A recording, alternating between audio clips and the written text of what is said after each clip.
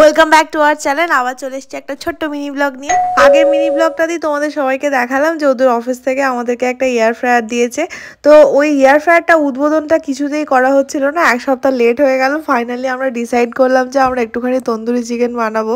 গোটা সপ্তাহ ধরে কাজের এত প্রেশার চলছে, বাড়ি ফিরছি, যা হোক একটা কিছু রান্না করছি, খাতে যাচ্ছি, ঘুমিয়ে পড়ছি, পরের দিন আবার অফিস চলে যাচ্ছি। আজকে দেখলাম যে একটুখানি কাজটা কম রয়েছে, মানে বাড়ি ফিরা সেরকম অফিসের কাজ কারোরই ছিল না, সেই জন্য আজকের দিনটাকেই চুজ করা হলো।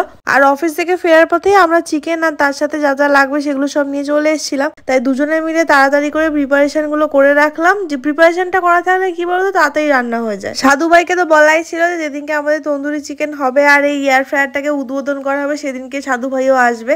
তো ও চলে এসছে। আর বাড়িতে তন্দুরি চিকেন বানালে আমি অবশ্যই এই মিন্ট লিভার সঙ্গে ধনেপাতা দিয়ে দই দিয়ে একটা সুন্দর করে চাটনি বানাই। এই চাটনিটা মানে পুরো দোকানের মতো হয়, এত ভালো বানাই না, আমার নিজের উপর খুব গর্ববোধ হয়। সব একেবারে বানিয়ে টানিয়ে রেখে দিয়েছি, এবার খালি এয়ার ফ্রায়ারে চিকেনগুলো ঢুকিয়ে দিলেই হয়ে যাবে। মোটামুটি 20 মিনিট করে সময় লাগে। আর আমরা তো 20 মিনিট করে কুক করে নিই, তারপরে যখন খাবো তখন একবার করে 5 মিনিট ঘুরিয়ে নিই, তাহলে হয় কি বলতো গরম গরম খাওয়া যায়। আজকে আবার চিকেনের সাথে একটু পেঁয়াজ ক্যাপসিকাম আর ওদিকে বিটরুট ছিল, একটু গাজর ছিল, সেগুলোকেও মশলার সাথে মেখে নিয়ে একবারে ওটাকে এয়ার ফ্রাই করে নিয়েছি। আমি আবার একটু তো ডায়েটিং করছি, সেই জন্য আমি আবার সবজি সেদ্ধ খাই আজকাল, তাই আজকে ভাবলাম সেদ্ধ না খেয়ে এয়ার ফ্রাই করে নেবো। ওদিকে আশিসের ছাতুর জন্য আলাদা করে একটুখানি রুটি আর একটু তরকাটা কালকে ছিল, তাই ওটা গরম করে নিয়েছিলাম আর সঙ্গে রুটিটা বানিয়ে নিয়েছিলাম, তাই ওদেরও ডিনারটা হয়ে যাবে ওটা দিয়ে চাপনি। আর আমার তো স্যালাড রয়েছে আর চিকেন খেয়ে নেবো। বিশ্বাস করতে পারবে না, এত ভালো হয়েছিল তন্দুরি চিকেনগুলো। তোমরা যে কেউ আমার বাড়িতে আসতে চাইলে আমাকে অবশ্যই জানিও, তোমাদের সবাইকে আমি তন্দুরি চিকেন বানিয়ে খাওয়াতে পারি। আমি এত প্রো লেভেলের বানিয়ে ফেলি এখন, কি বলবো।